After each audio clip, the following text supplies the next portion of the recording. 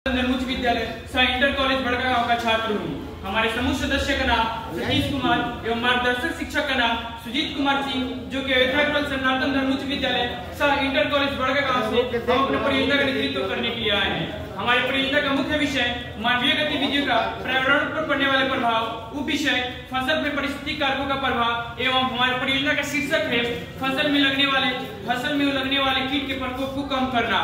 जैसे कि हम सभी जानते हैं कि भारत एक कृषि प्रधान देश है और भारत के ग्रामीण क्षेत्रों में हमारे खेती से उत्पन्न बीजों को किसान बंधु साफ सुथरे करके भंडारण के लिए रख देते हैं। और भंडारण के कुछ समय बाद यह देखा जाता है कि जो बीज रखे होते हैं भंडारण में वो सड़ गल जाते हैं, उनमें कीट का प्रकोप लग जाता है, जिसके कारण वो नष्ट हो जाते हैं, बर्बाद हो जाते हैं। जिसके कारण किसान कर्ज में भी डूब जाते हैं। और भारत सरकार के डाटा के मुताबिक प्रत्येक वर्ष लगभग 15,168 किसान आत्महत्या को मजबूर हो जाते हैं, क्योंकि उनका बीज खराब हो गया रहता है, भंडारण में रखा हुआ बीज खराब हो जाता है, जिसके कारण वो कर्ज में डूब जाते हैं, जिसके कारण उनके आय में घाटा लगता है।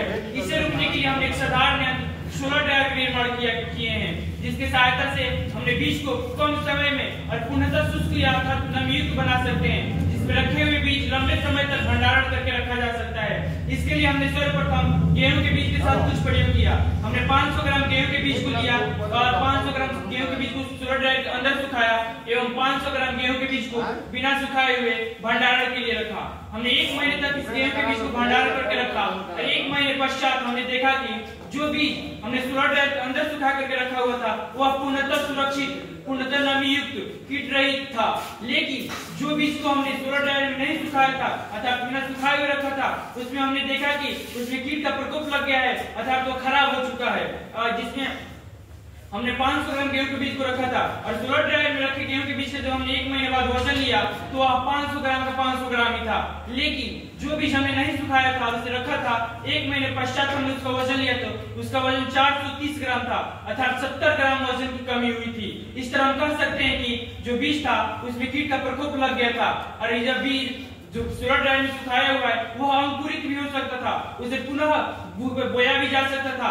और लेकिन जो बीज कीट का प्रकोप में हो गया था वह उसे नहीं बोया जा सकता था, वह खराब हो गया था। हमने बाजार में उपलब्ध एक सोलर ड्रायर का टूल्सविला कंपनी के सोलर ड्रायर के साथ अपने सोलर ड्रायर की तुलना किया तो हमने पाया कि बाजार में उपलब्ध टूल्सविला कंपनी का सोलर ड्रायर बहुत महंगा है, 1,14,000 रुपए का है, लेकिन हमारे सोलर ड्रायर को बनाने में मात्र 300 से 400 रुपए का खर्च आया है। इसे चलाने के लिए किसी भी तरीके का उपकरण का, इलेक्ट्रॉनिक डिवाइस का जरूरत नहीं पड़ेगी, क्योंकि हमारे ग्रामीण क्षेत्र में जो भी किसान बंधु होते हैं वह कम पढ़े लिखे होते हैं, जिसके कारण उन्हें इस आधुनिक मशीनों के बारे में पता नहीं होता है, जिसके कारण उन्हें अत्यधिक तकलीफ होगी, दिक्कतें होंगी। लेकिन हमारे सोलर ड्रायर को चलाएंगे तो उन्हें किसी भी तरीके का तकलीफ या दिक्कत नहीं होगी।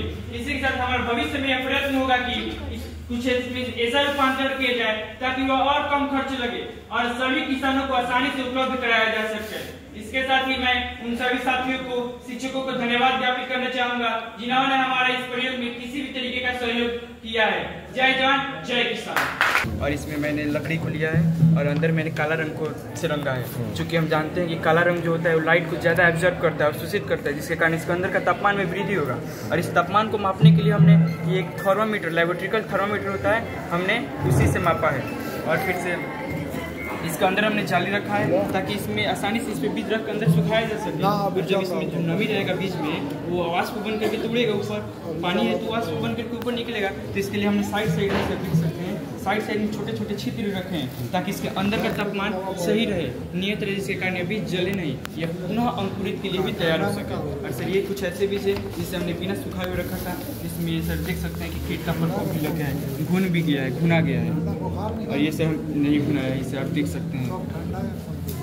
अगर मान लीजिए कि एक साथ 50 किलो जो है अगर हमको सुखाना हो तो इसकी कितनी एरिया होगी जो कि सुखा देगा? चूँकि सर ये छोटा एरिया में हमने बनाया है तो इसमें कम लगा है, और यदि हमें बड़े एरिया में सुखाना हो तो इसमें एक बार बना लिया जाएगा, ये लंबे समय तक रहेगा, इसमें किसी भी तरीके का मेंटेनेंस का खर्च भी नहीं लगेगा, लंबे समय तक सुरक्षित रहेगा, सुखाया भी जा सकता है। एक बार बनाने में कितना भी खर्च लगेगा, अगली बार से यह पूर्णतः मुफ्त हो जाएगा, फ्री में हो जाएगा। किस तरह का कांच का यूज हुआ है? सर इसमें रिफ्लेक्टेड हुआ है, चूँकि अंदर से प्रकाश आए तो बाहर वन कम निकल पाए।